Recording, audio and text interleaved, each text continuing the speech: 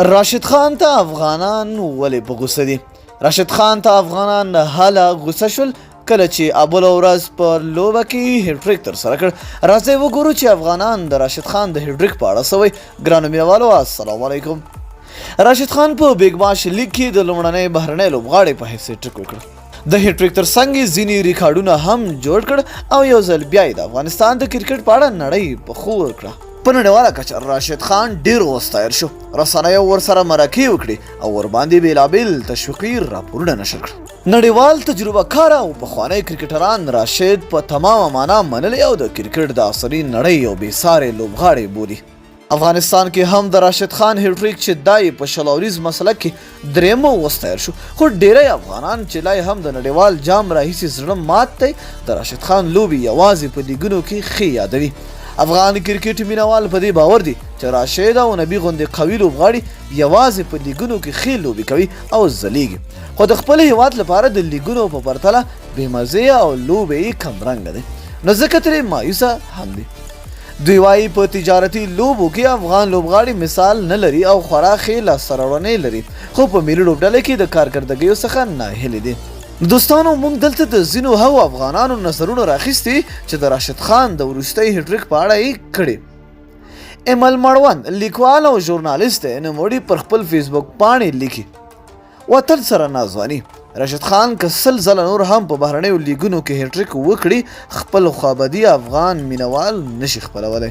هلمندي عبدالولي عمري هم د راشد خان د هیټریک او وروستیو کارکردګیو په اړه خپل نظر داسې لیکي: که څه هم دا لوبغاړی د پخوا په ډول سر نه لري، یعنې لکه څنګه چې پخوا ورته په کومه سترګه کتل کېده، اوس یې د ډیرو پر وړاندې خپل ارزښت له لاسه ورکړی دی.